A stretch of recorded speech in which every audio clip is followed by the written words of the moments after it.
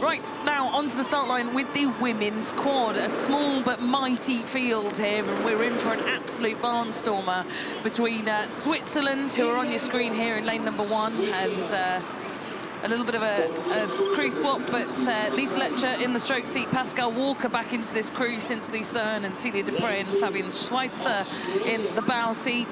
They'll be pleased with a win in the preliminary race, but they're going up now. Australia in lane 2. This crew containing the Olympic bronze medalists from Tokyo, Maria Thompson, Laura Gawley, Marina Meredith, and Caitlin Cronin. It's in Poland, the young crew, average age of just 19, 20 years old in Poland. But here are the crew that I think can challenge most. The Swiss, the preliminary winners, the Germans, who were just 0.13 of a second off the win in the prelims. So the gold medal fight here separated by centimetres on Friday, and we're in for even more of a tight one with medals on the line. I just wonder if the Germans have changed their order from the first race, you know, putting Pia Greiten in the stroke seat and Tobias Schedenkel back in the 3 seat, maybe? Yeah, I think you might be right there, Martin. A few little crew swaps here, and we'll take a look as we move through the first 10 strokes of the final of the women's quadruple sculls. Not much to report other than maybe the Australians not quite having the same fire in the start as the other 3 crews around them. But early days yet. You can see here from these great shots with the backdrop of beautiful Poznan that it is those bookends of the lanes, lane 1, lane 4, Switzerland and Germany that get the best starts here.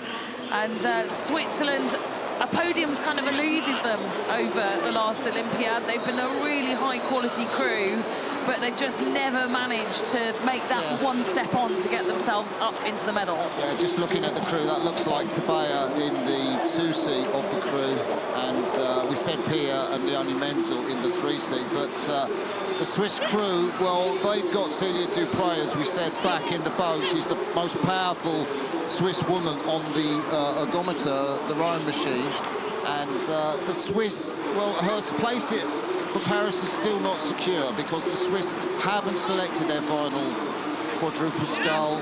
You mean Pascal Walker, right? Pascal Walker, sorry. No, that's okay. Yeah. And look, I think that, you know, Pascal's been out with injury until Lucerne. It was Sophia Meakin that contested the earlier World Cups and European Championships, but Walker, like you say, certainly one of the stronger athletes, but they're still determining. They've got until that 8th of July deadline date to finally set this lineup for the women's quad that's not been announced for Switzerland yet, but they're being led by Germany here to 500 metres. They can't panic just yet. We're early days, but the Germans with this shuffled combination, they've got a lot of experience on board here, the Germans, haven't they? They were 4th at Lucerne. They beat the Swiss on that occasion just 3 weeks ago, but look how tight this is, Martin.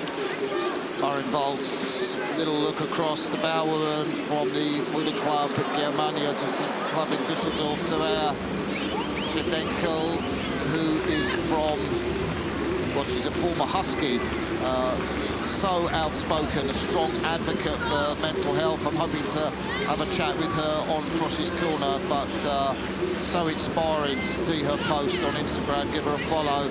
This Swiss crew, which just snuck through the Germans in the race for lanes, they look to be a little bit tight, a little bit, you know, working for. I know they're going flat out in this, but we're in the second 500. Kind of want a little bit more looseness, a little bit more composure.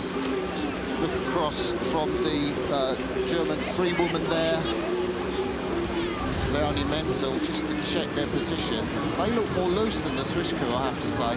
Yeah, I think you're right, and it has given the German crew an advantage. It was a bit bigger than that 10 strokes ago, but the Swiss trying to, as they might, lock into that mid-race pace rhythm. We're looking at Poland now, who sit in third position, no, 4th position. They're currently trailing the Australians off the podium. The Aussies in bronze medal, just with a bow ball of overlap back to Switzerland, but 3/4 of a length almost now to Germany, who are drawing back out again. And great change, it seems, putting Pia Greiten in that stroke seat.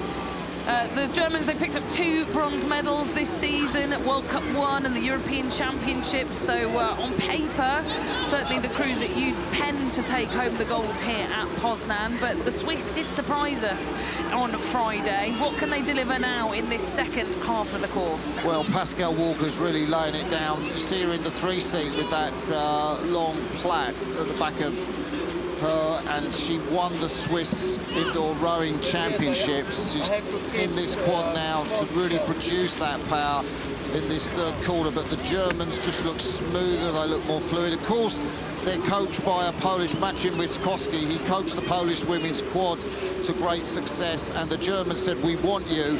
The Polish Rowing Federation said, we'll pay you whatever money, but Maciej said, I want a new challenge, so he went to Germany.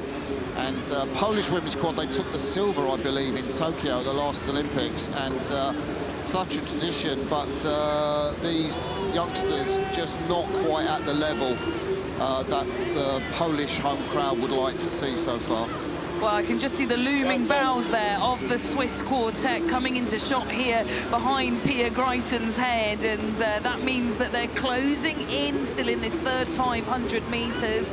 This crew, some of them have been rowing together for so long. Both Lisa Letcher, Celia Dupre, they were in the quad back at the Under-19 World Championships where they were victorious, and the Under-23s where they took home gold medals both times. So they've been rowing together for some time now, joined now by Fabi Schweitzer and Pascal Walker, who we've just been talking about, and they're not letting the Germans go here, Martin. If they can really elicit some kind of sprint here, we could have a race on our hands.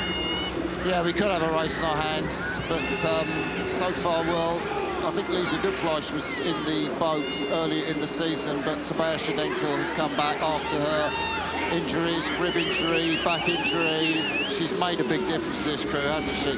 They're just starting to be a little more tight now in the shoulders. They were nice and loose. Well, they've got up to 40 strokes a minute here in the German crew. They've bumped it up. They're at 38, 39, and now 40. The Swiss up at 44 strokes a minute. Lisa Letcher in the stroke seat with 2:50 to go has decided that they've got to take more strokes and powerful strokes, and they are now up at 46 strokes a minute with over 200 metres to go. That was quite the call, but they are closing in on Germany now. Let's look to see where the buoy lines fall. They're making strides into these red buoys. Here they come. Fabi Schweitzer looks for the line in the bow seat. Have they left it too late? A canvas now separating these two crews coming in towards the line. Germany will be clinging on for dear life, but I think they've done enough. The boat speed just too great from the Germans here. Volz, Menzel, Greiten and Schendekel will reign triumphant ahead of the Swiss. They spun it back around from Friday's preliminary. It will be gold for Germany, silver for Switzerland. Australia have got the bronze medal under wraps there. Thompson, Gawley, Meredith and Cronin, and Poland on home water, like you say, quite a history in this boat for them, but not to be here in 2024 in this final World Cup of the season. But that took some effort there for Germany. I think, you know, they looked settled through the mid part, but that Swiss sprint, 46 strokes a minute, Martin, to be able to do that at 17:50 I couldn't believe that when I saw that rating. That's what you normally see from Romania. Look what it's cost them, though. You know, they're absolutely out on their feet. Fabienne Schweitzer there, the bellwoman, just said that Australian quad, they still haven't found their mojo. You know, 3 of these women took bronze in Tokyo, Camilla, and they're not on that class at the moment. They're staying in Europe. They've got 41 days to turn it around. But I think for the Germans, you know, they lost to the Swiss in the preliminary race, but a different strategy. Maciej Wyszkowski, the Polish wizard, has really done a great job. And just see them there. I think that fluidity and looseness really helped them. Well, it was the Germans on this occasion, but next weekend, a week today, we've got Switzerland versus Germany in the European football, in the Euros. Who's your money on? Oh, Switzerland had a great game yesterday, didn't they? So maybe another upset on the cards, who knows? Look at Pia Greiten there, beautiful. Look at that looseness in her shoulders, that fluidity. She sets that boat up fantastically. But yet so compressed, you know, like a spring, amazing. And it was about half a length in the end to the Germans there over the line, but look at those celebrations. That's Tabea, yeah, she is loving that back in the boat and with a gold medal. Yeah, so basically, our German producer Stefan says the soccer game will be the same result as this. So Germany are going to beat Switzerland in the soccer, and this race foretold it. The crystal ball predicts then that Germany and Switzerland next weekend in the Euros will finish similarly to this, but wonderful, wonderful race there from Germany.